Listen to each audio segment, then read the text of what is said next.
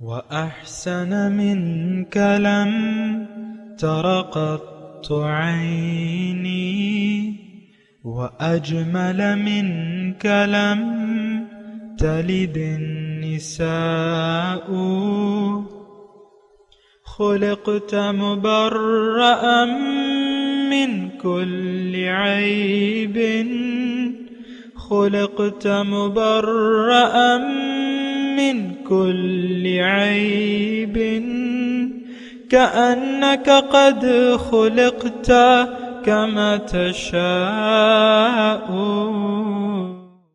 كتاب أنزلناه إليك مبارك ليدبروا آياته وليتذكر أولو الألباب.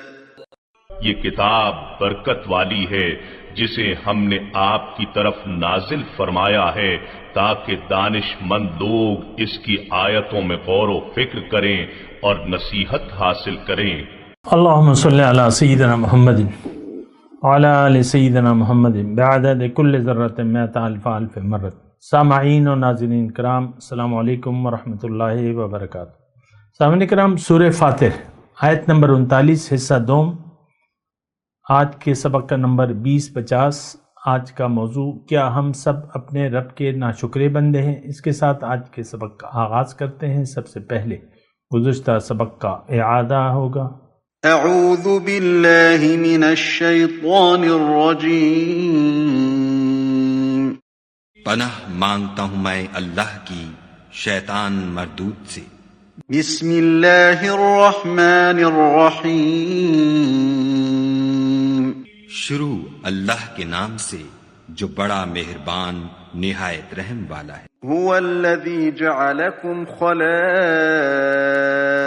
فی الارض فمن كفر فعليه كفره ولا يزيد الكافرين كفرهم عند ربهم إلا مقتا ولا يزيد الكافرين كفرهم إلا خسارا. وہی تو ہے جس نے تم کو زمین میں پہلوں کا جانشین بنایا، تو جس نے کفر کیا اس کے کفر کا ضرر اسی کو ہے، اور کافروں کے حق میں ان کے کفر سے پروردگار کے ہاں ناخوشی ہی بڑھتی ہے، اور کافروں کو ان کا کفر نقصان ہی زیادہ کرتا ہے. سامعین اکرام، سورہ فاتر آیت نمبر 39. لفظی ترجمہ والذی جعلکم خلائف فی الارض. وہی تو ہے جس نے تمہیں زمین میں اپنا خلیفہ بنایا ہے. فمن کفرہ، پس جو ناشکری کی روش اختیار کرتا ہے، فعلیہ کفرہ، تو اس کے کفر کا وبال اسی پر ہوگا. ولا یزید الکافرین کفرہم عند ربہم الا مقتا، اور کافروں کو ان کا کفر اس کے سوا اور کوئی ترقی نہیں دیتا کہ ان کے رب کا غضب ان پر زیادہ سے زیادہ بھڑکتا چلا جاتا ہے. ولا یزید الظالمین کفرہم الا خسارا، اور کافروں کے لیے خسارے میں اضافے کے سوا کوئی ترقی نہیں. بہت اہم بات ہے سامعین اکرام، اور ہمارے لیے ہے. دیکھیں، ہمیں ایک بہت بڑی یعنی ایک کوتاہی ہے کہ قرآن کو ہم اپنے لیے نہیں سمجھتے. لیکن بات یہ ہے کہ یہ تو ہمارے لیے ہے. یہ آیت جو آ رہی ہے، تو آپ یہ نہیں کہہ سکتے کہ میں اللہ کا خلیفہ نہیں ہوں، یا اس کے بننے کی استعداد مجھ میں نہیں موجود. آپ یہ نہیں کہہ سکتے. لیکن افسوس ہے ہم ایسا نہیں سمجھتے. جو بھی اللہ تعالیٰ نے دین اسلام کی ہمیں باتیں بتائی ہیں، یہ ایک بات نوٹ کر لیں، یعنی جو بھی ہمارے فرائض ہیں، جو بھی ہم پہ لازم کیا ہے اللہ تعالیٰ نے، اس کی حقیقت کو ہم نہیں جانتے. سب سے پہلے کلمہ طیبہ ہے، اس کی حقیقت بھی ہمیں نہیں معلوم کہ کیوں ہے، یہ کیا ہے، کیوں ہے، کس لیے ہے، اس کے تقاضے کیا ہیں، اس کا معنی کیا ہے، یہ ہم نہیں جانتے. کلمہ طیبہ سب سے پہلے لے لا الہ الا اللہ محمد الرسول اللہ، ہم اس کا معنی نہیں جانتے. تو جب دین کی دیکھیں بنیادی جو ضرورت ہے اور اور اصل ہے، اس سے آپ اگر واقف نہیں ہیں تو پھر باقی دین تو ایسی سر سے گزر جائے گا آپ کے. اور حقیقت یہ ہے ہمارے، دیکھیں جو بھی ہم کر رہے ہیں دین کے نام پر، کلمہ، نماز، روزہ، حج، زکوٰۃ، اس کی حقیقت کو ہم نہیں جانتے. آپ کلمے کی حقیقت نہیں جانتے تو باقی چیزیں آپ کیسے جاننے کی کوشش کریں گے؟ دیکھیں ہم تو ایک چیز جانتے ہیں، دنیا، مفاد دنیا. بچہ پیدا ہوتا ہے، آپ کے بچے ہیں، آپ ان کو دنیا کی طرف لگا رہے ہیں، دنیا کا لیڈر بننے کی فکر ہے، اور نہ آپ اللہ کے راستے پر ہیں، نہ اپنے بچوں کو اللہ کے راستے پر آپ ڈالنے کی کوشش کرتے ہیں. ظاہر ہے دیکھیں دین کو تو ہم ایک بوجھ سمجھتے ہیں، حقیقی بات یہ ہے، اور یہ ایک ایسا بوجھ ہے جو اٹھائے بھی نہیں بنتا اور جو ہم اس کو رکھ بھی نہیں سکتے. آپ اپنے آپ کو ہندو نہیں کہہ سکتے. کوئی اگر آپ سے پوچھے اچانک کیا تم ہندو ہو؟ نہیں میں تو مسلمان ہوں. وہ کون سا اسلام، کون سا مسلمان بھیا، تو جانتے تک نہیں ہے دین کو. میں مذاق نہیں کر رہا آپ سے، ہم دین کو جانتے تک نہیں، دین ہے کیا. بہرحال میں اپنے مضمون کی طرف آتا ہوں. گزشتہ سبق میں بھی اسی بارے میں بات کر رہا تھا. دیکھیں ہم پر ایک ذمہ داری، جب آپ انسان بن گئے نا، اب آپ پر ذمہ داری ہے کہ آپ اپنے آپ کو اللہ کا خلیفہ بنائیں. یہ استعداد دے کے، اب دیکھیں شہد کی مکھی ہے، مثال بس کرنا پڑتا ہے، مثال دینی پڑتی ہے. شہد کی مکھی ہے، اگر وہ کہے کہ بھئی میں شہد نہیں بناؤں گی، مجھ میں جو صلاحیتیں دی ہیں کیا میں نوکر ہوں کسی کی جو میں انسانوں کے لیے شہد بناؤں؟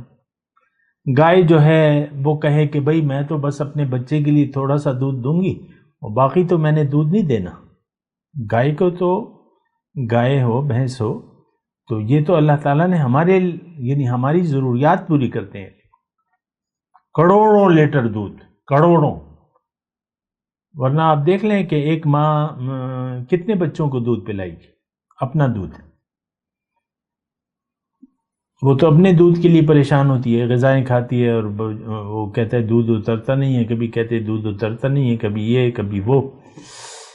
اور تو یہ یعنی ماؤں کا کام نہیں ہے کہ انسانوں کو دودھ دیں، بس وہ اپنے بچے کے لیے غذا ہے. لیکن گائے بھینس وغیرہ جو ہے یہ ہمارے لیے دودھ دیتی ہے. اگر وہ کہہ دیں، مثال کے طور پہ عرض کر رہا ہوں، دیکھیں اب خلاصہ کلام کیا ہے کہ ہم وہ کام کرنے کے لیے، ہمیں تو پتہ ہی نہیں ہے کام، ہمارے ذمہ کام کیا ہے. یہ بات بھی تو ہے نا. ہم تو دنیا کے دھوکے میں پڑ گئے ہیں. ہمیں لگتا یوں ہے کہ اللہ تعالیٰ نے ہمیں دنیا کی کامیابی کے لیے بنایا ہے، اور اس بات پر ہمیں، اس جھوٹ پر ہمیں یقین آ گیا ہے، تو ہم نے زندگی اسی جھوٹ کے لیے گزارنی شروع کر دی ہے، ظاہر کے لیے. عام طور پہ دیکھیں یہ جو بیگمات ہیں، عورتیں ہیں، بس ان کا ایک خاص ذہن ہوتا ہے، میں تو عورت ہوں، میرا شوہر یہ ہے اور یہ میرے بچے ہیں. بس اسی میں دیکھیں پھر وہ گلے شکوے اور ساری ناشکری وہ شروع ہو جاتی ہے. اس کے ذہن سے نکلتے ہی نہیں ہے میں تو عالم ارواح سے آئی ہوں، اور میں تو نہ عورت ہوں نہ مرد ہوں، میں نے تو خلیفۃ اللہ بننا ہے. یہ برا نہ مانے خواتین، لیکن میں عام ساری خواتین کی بات کر رہا ہوں، ایک خاتون نہیں، یا اس کا یعنی سارے مرد، کیا خواتین کیا مرد، ہم سب سمجھتے ہیں کہ یہ دنیا حقیقت ہے، اس کا فائدہ بھی اصل ہے اور نقصان بھی اصل ہے. اسی کو پھر لے کے بیٹھ جاتے ہیں. وہ کچھ عرصے پہلے میں نے آپ کو ایک بات بھی بتائی تھی، شاید کوئی میرے باقاعدہ سننے والے ہوں. کوئی باپ کا بیٹا مر گیا، جوان بیٹا تھا، باپ کو بڑا عزیز تھا، تو وہ روزانہ جاتا ہے. غم تو کیا ہے، غم تو کوئی چیز نہیں، اللہ کی امانت لے لی. اب اس نے باقاعدہ روزانہ جاتا ہے، وہاں کوئی اپنے لیے کرسی بھی بنائی ہے اور ہار لے کے جاتا ہے، اور بس غم میں بیٹھا رہتا ہے. کچھ عرصہ پہلے میں نے آپ کو یہ بات بتائی تھی، ہم تو دنیا کے غموں کو لے کر مر جاتے ہیں۔ یہ آپ اپنے بڑے بوڑھوں کو دیکھیں کہ یہ دنیا ہی کے غم میں جتنا بھی دیکھیں عمر زیادہ ہوتی رہتی ہے۔ جو ہم نے فیصلہ کیے ہوتے ہیں ابتدا میں، یعنی آغاز زندگی میں، یعنی جوانی، تو ہم تو دنیا ہی کی خواہش لے کر جوان ہوتے ہیں، اور ہمیں والدین بھی پش کرتے ہیں تم نے تو بڑا گدھا بننا ہے، تو وہ ساری زندگی تو اسی طرح ہم گزار دیتے ہیں جانوروں کی طرح، اور کوئی مقصد ہی نہیں، کھا لے پی لے جی لے، مزے اڑاؤ مزے کرو، بڑا مزہ کیا بڑا مزہ آیا۔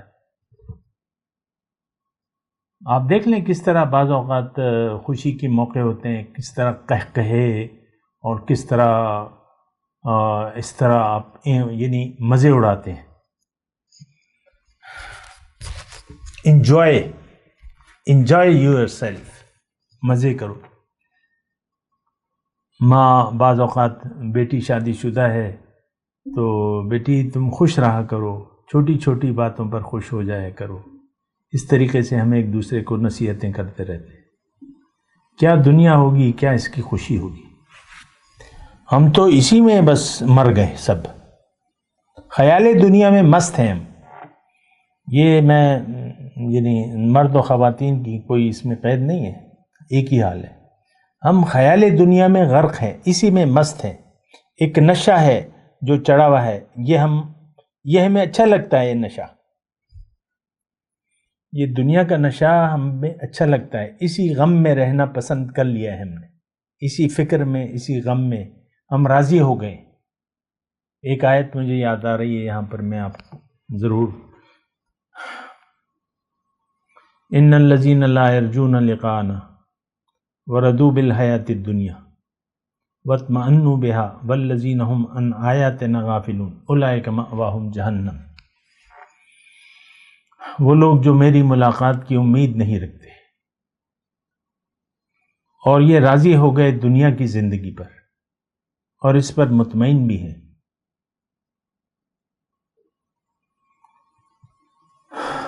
تو ان کا ٹھکانہ جہنم ہے۔ دیکھیں اللہ تعالیٰ نے اس آیت میں کسی بھی مذہب کا نام نہیں لیا، نہ مسلمان، نہ مومن، نہ منافق، نہ کافر، نہ مشرک، نہ سکھ، نہ عیسائی، نہ ہندو۔ بعض اوقات اللہ تعالیٰ لیتا ہے، مجوس کا بھی تذکرہ ہو جاتا ہے، یہ اس میں تو ہے ہی نہیں، ایک ہی بات ہے، لا یرجون لقاءنا، تمہیں تو میری ملاقات کی امید ہی نہیں ہے۔ سچی بات بتائیں، آپ کو کیا امید ہے؟ آپ کتنے ایکسائٹڈ ہیں؟ کوئی نہیں۔ اللہ کی ملاقات تو ایک بہت بڑا واقعہ ہے۔ وجوہ یومئذ ناظرۃ الی ربہا ناظرہ، اس دن بعض چہرے تر و تازہ ہوں گے، اپنے رب کو تک رہے ہوں گے۔ سبحان اللہ، ہمیں تو کوئی امید نہیں ہے ہماری تو ساری امیدیں ظاہر تک ہیں، بہت سارے پیسے مل جائیں، گھر بن جائے، شادی ہو جائے، بچے ہو جائیں، بس چل سو چل۔ بہت سے پیسے والے بس جب پیسے ہوتے ہیں، نئی نئی ڈشیں، آج یہ ڈش بنائیں گے، کل وہ ڈش بنائیں گے، وہ بڑا اچھا افغانی پلاؤ میں نے یوٹیوب پہ ترکیب دیکھی تھی، کل وہ بنائیں گے، پرسوں وہ بنائیں گے، اسی میں پیسے لگاتے رہتے ہیں۔ بھئی دین کو قائم کرنا ہے ہم نے، وَأَنْ أَقِيمُوا الدِّينَ، کس کو فکر ہے کہ دین کو قائم کرنا ہے؟ کوئی خرچ کے لیے تو تیار نہیں ہے، نہ سمجھنے کے لیے تیار ہے۔ هُوَ الَّذِي أَرْسَلَ رَسُولَهُ بِالْهُدَى وَدِينِ الْحَقِّ لِيُظْهِرَهُ عَلَى الدِّينِ كُلِّهِ،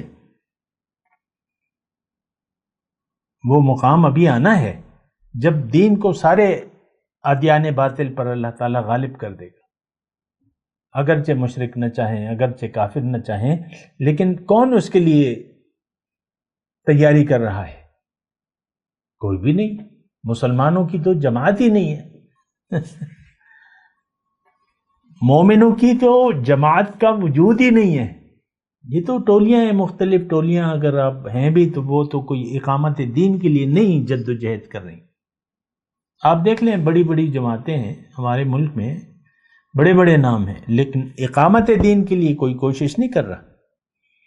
بس وہ کہتے ہیں نہیں ہم نہیں ہم وہ نہیں کریں گے، یہ نہیں کریں گے، بس پیارے رسول کی پیاری پیاری سنتوں کو لے لو۔ بس اصل سنت تو وہ ہے کہ حضور صلی اللہ علیہ وسلم آئے، والذی ارسل رسولہ بالہدی ودین الحق، رسول کو بھیجا اس لیے اللہ تعالیٰ نے کہ دیگر ادیان باطل پر غالب کر دے۔ بس وہ پیاری پیاری سنتیں ہیں، بس پتہ نہیں کیا حساب کتاب ہے، مجھے تو پتہ نہیں ہے۔ دین سے ہم ٹوٹلی غافل ہیں، جو اصل دین ہے وہ ان اقیم الدین وقاتلوہم حتی لا تکون فتنۃ ویکون الدین کلہ للہ۔ کون اس پر عمل کر رہا ہے؟ اللہ نے فرمایا ان سے جنگ کرو، قاتلوہم، لڑو ان سے یہاں تک کہ فتنہ باقی نہ رہے اور دین سارے کا سارا اللہ کا ہو جائے۔ یہ حکم کس کے لیے ہے؟ کس کو مخاطب کر رہا ہے؟ یہ مومنوں کو مخاطب کر رہا ہے۔ مومن ہے کہاں؟ نہ مومن ہے، نہ ان کا کوئی امام ہے۔ آج ہمارا اور امامت کے بغیر تو دین کا تصور ہی نہیں ہوتا۔ حضور میرا بیان کرتے ہوئے دکھ تو ہوتا ہے، لیکن حقیقت ہے کہ حضور صلی اللہ علیہ وسلم نے جب پردہ فرما لیا تو پہلا مسئلہ امامت کا تھا صحابہ کو، کہ اب نماز کون پڑھائے گا، اب رہبری کون کرے گا۔ تو تدفین سے پہلے امام کا تعین ہو گیا، اتنا ضروری ہے یہ امام۔ ہمارا تو امام ہی نہیں ہے۔ امام تو تب ہوگا جب مومن ہوں گے۔ رسول کے راستے پر تو کوئی بھی چلنے کے لیے تیار نہیں ہے۔ اقامت دین میں نہیں جانتا کہ وہ کسی میں یہ خواہش ہے۔ اللہ تو حکم دے رہا ہے وَقَاتِلُوهُمْ، باطل سے جنگ کرو، فتنہ مٹا دو، حَتَّى لَا تَكُونَ فِتْنَةٌ وَيَكُونَ الدِّينُ كُلُّهُ لِلَّهِ۔ ہمارا تو یہ خیال نہیں ہے۔ سامنے کرو فتنے، آج تو دنیا میں فساد ہے، کفر ہے، فتنہ ہے۔ ہم خود فسادی ہیں، مسلمان قوم، ہم میں خود فتنے موجود ہیں۔ آپ دیکھ لیں کوئی ایک مسلمان ملک ایسا نہیں ہے جس میں فساد نہ ہو یا فتنہ نہ ہو۔ اصل میں تو دیکھیں بات یہ ہے حقیقت میں کہ ہم دین کو سمجھے ہی نہیں ہیں کہ دین ہے کیا۔ دین تو اللہ کی خالص، اللہ کی بندگی اور اللہ کی حکومت، یعنی یہ دین ہے۔ اقیم الدین، قاتلوہم، ان سے لڑو۔ کون لڑنے کو تیار ہے؟ آج تو آپ میں تو کوئی ایسی آواز نہیں سنتا کہ اس دین کو ہم نے ادیان باطل پر غالب کرنا ہے۔ لیکن بہرحال یہ دیکھیں، یہ سب کچھ ہے، آپ اس کو دیکھیں، ایک ذہن تو بنائیں۔ توحید کا پرچم لے کر اٹھیں، خود بھی اللہ کی توحید کے قائل ہو جائیں، اور پھر توحید کے نظام کو، اللہ کے حکم کو نافذ کرنے کی بھرپور کوشش کرنی چاہیے، جو کہ ہم نہیں کر رہے۔ ہم نے تو بس یہ نماز، فرائض، نماز، روزہ، حج، زکوٰۃ، اس میں کیا سکھاتے ہیں آپ؟ اصل دین تو یہ ہے کہ جو بعثت رسالت کا مقصد تھا، جس لیے رسول بھجوایا گیا تھا، وہ میں نے آپ کو آیت پڑھ دی، وَالَّذِي أَرْسَلَ رَسُولَهُ بِالْهُدَى وَدِينِ الْحَقِّ لِيُظْهِرَهُ عَلَى الدِّينِ كُلِّهِ، تاکہ دیگر ادیان پر غالب کر دے۔ حضور صلی اللہ علیہ وسلم نے آغاز کیا، جزیرۃ العرب پر اسلام کو غالب کر دیا، پھر ان کے صحابہ نے کوئی 54 لاکھ مربع میل علاقے میں اللہ کا حکم نافذ کر دیا، اور پھر جو بگاڑ شروع ہوا ہے بادشاہی کے نظام سے، آپ دیکھ لیں صرف 500-600 سال ہی چلا ہے وہ پہلا جو دور تھا، اس کے بعد تو ذلت ہے، ساری ذلت ہے، ابھی تک مسلمان ذلیل اور خوار ہے اور رہے گا، اور یہ اس وقت تک رہے گا جب تک آپ خود اپنی حالت نہیں بدلتے۔ یہ بات بھی نوٹ کر لیں، آسمان سے فرشتے نہیں اتریں گے کہ وہ اللہ کے دین کو نافذ کریں، نہیں، آپ مغلوب رہیں گے، آپ ذلیل رہیں گے، خوار رہیں گے، جب تک آپ خود اپنے آپ اٹھتے نہیں ہیں، جاگتے نہیں ہیں غفلت سے، خواب غفلت سے، تو اس وقت تک آپ کا کوئی بتاوا نہیں ہے۔ بہرحال میں اپنے مضمون کی طرف آتا ہوں۔ هو الذی جعلکم خلائف فی الارض فمن کفر فعلیہ کفرہ، جو خلافت ارضی کی ذمہ داری نہیں نبھائے گا، یہ بات نوٹ کر لے، اللہ کا خلیفہ نہیں بنے گا اور پھر اس ذمہ داری کو نہیں نبھائے گا، تو اس ناشکری، انکار کا وبال اسی پر ہوگا۔ اللہ کا تو کوئی نقصان نہیں ہے، ولا یزید الکافرین کفرہم، اور جو لوگ بھی خلیفہ بننے سے انکار کر دیں گے تو اللہ کا غضب ان پر زیادہ سے زیادہ بھڑکتا چلا جائے گا، اور ہے آج ہم اللہ کے غضب میں گرفتار ہیں۔ ولا یزید الکافرین کفرہم الا خسارہ، اور کافروں کا جو یہ روش ہے، کافرانہ روش میں آپ کو کہتا ہوں، مسلمانوں کے لیے بھی میں استعمال کرتا ہوں، کافرانہ روش اگر آپ نے اختیار کر لی تو اس کا نقصان آپ ہی کو ہوگا، دنیا میں بھی اور آخرت میں بھی، خسرت دنیا والآخرہ۔ آپ غور کیجئے اس بات پہ۔ قل ارائیتم شرکاءکم الذین تدعون من دون اللہ، آپ ان کو بتائیں کون، یعنی جنہوں نے اللہ کے سوا اور شریک بنائے ہوئے ہیں۔ پہلے میں ترجمہ پڑھ دوں پھر اللہ کی عطا سے بات کریں گے۔ آپ ان سے کہیں ارائیتم شرکاءکم الذین تدعون من دون اللہ ارونی ماذا خلقوا من الارض ام لہم شرک فی السماوات ام اتیناہم کتابا فہم علی بینۃ منہ بل ان یعد الظالمون بعدہم بعدا الا غرورا۔ اہم آیت ہے، اور اس میں دیکھیں شرک کی بات ہے۔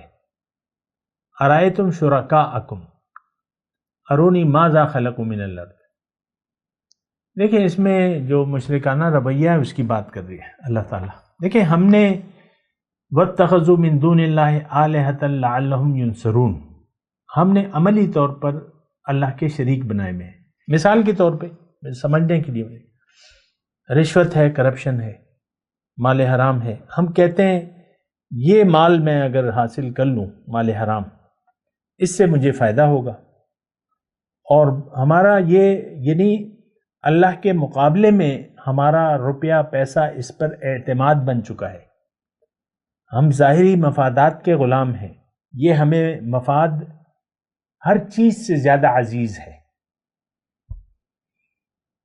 بڑے گہرے الفاظ ہیں میں جو کہہ رہا ہوں آپ کو، ہمیں اپنا مفاد، یعنی ایک شخص بخیل ہے، وہ اپنی مال و جان کو اللہ کی راہ میں نہیں کھپا رہا، اب وہ مال و جان پر یعنی اپنے اس کے پاس جو بھی دولت ہے وہ اس پر سانپ بن کے بیٹھا ہوا ہے کہ میں نے نہیں کرنا، یہ تو بڑے مجھے عزیز ہیں، یہ میں خرچ کر دوں گا تو پھر میں کیا کروں گا۔ میں نے مثال کے طور پہ دی ہے، اصل میں تو یہ ہے کہ دیکھیں شرک فی الصفات، اور ہم جس شرک پہ مبتلا ہیں وہ شرک صفاتی ہے۔ اللہ الہ واحد ہے، ہمارا یہ فیصلہ ہے کہ زندگی میں نے اپنی مرضی سے گزارنی ہے۔ ہم میں سے ہر مرد یا عورت یہ فیصلہ ہے، یعنی یہ غیر اعلانیہ فیصلہ ہے، غیر اعلانیہ، کہ ہم اپنی مرضی سے زندگی گزار رہے ہیں اور گزارنا چاہتے ہیں۔ خاتون خانہ کو اگر چپ لگ جائے کسی بھی بات پہ تو وہ تو یا بھڑکنے لگے گی یا چپ ہو جائے گی، دو ہی صورتیں ہیں۔ خواتین کی بات ہوتی ہے، نہ وہ اللہ کے حکم کو دیکھے گی نہ رسول کے طریقے کو، اسی طرح اس کا میاں ہے، یہ شریک ہیں۔ آپ نے اپنے آپ کو خدا بنا لیا ہے، آپ فیصلے اپنے ہاتھ، دیکھیں زندگی تو وہ ہے کہ آپ اپنا فیصلہ اللہ کے حوالے کر دیں، وَأُفَوِّضُ أَمْرِي إِلَى اللَّهِ، میں اپنا فیصلہ اللہ کے حوالے کرتا ہوں، ان اللہ بصیر بالعباد، اللہ جانتا ہے اپنے بندوں کے حال۔ اپنے فیصلے، یہ زندگی کے تمام فیصلے، یہ خاتون خانہ وغیرہ، یہ تو میں نے نام لے لیا، لیکن ہم آج مسلمان، وہ کہتا ہے فیصلہ میں نے کرنا ہے۔ اب فیصلہ تو، حکم تو اللہ کا ہے، اور آپ کہتے ہیں نہیں، تو اللہ تعالیٰ اس آیت میں کہہ رہا ہے کہ بھئی کیا انہوں نے بنایا ہے کہ تم میں کتنا زور ہے، اللہ تعالیٰ یہاں پوچھ رہا ہے۔ اگر تم اپنے آپ کو خدا، یعنی اپنے آپ کو اہمیت دیتے ہو، تو تم نے کیا چیز بنائی ہے؟ تم کیا چیز بنا سکتے ہو؟ مچھر کا پر بنا سکتے ہو؟ نہیں بنا سکتے۔ کون سا اختیار تمہیں اس اللہ کی کائنات پر تمہیں حاصل ہے؟ کوئی بھی نہیں ہے۔ یا تمہارے پاس آسمان سے کوئی ہدایت ہے، تم کیوں اپنی من چاہی زندگی گزارے ہو؟ کوئی ہدایت ہے، کوئی اللہ کا کوئی ایسی بات ہے کہ تم اپنی مرضی سے زندگی گزارو اور وہ تمہارے پاس ایک دلیل ہو؟ پھر اللہ تعالیٰ آخر میں کہتا ہے کہ ظالم جو ہے وہ ایک دوسرے کو محض فریب کے جہان سے دیے جا رہے ہیں، بعضهم بعضا الا غرورا۔ اس پہ پھر انشاءاللہ بات کریں گے، ابھی میں تلاوت کرتا ہوں، میرے ساتھ دہرائیے۔ اعوذ باللہ من الشیطان الرجیم، بسم اللہ الرحمن الرحیم۔ هو الذی جعلکم خلائف فی الارض فمن کفر فعلیہ کفرہ ولا یزید الکافرین کفرہم عند ربہم الا مقتہ ولا یزید الکافرین کفرہم الا خسارہ۔ اب ان آیت کی تلاوت اور ترجمہ۔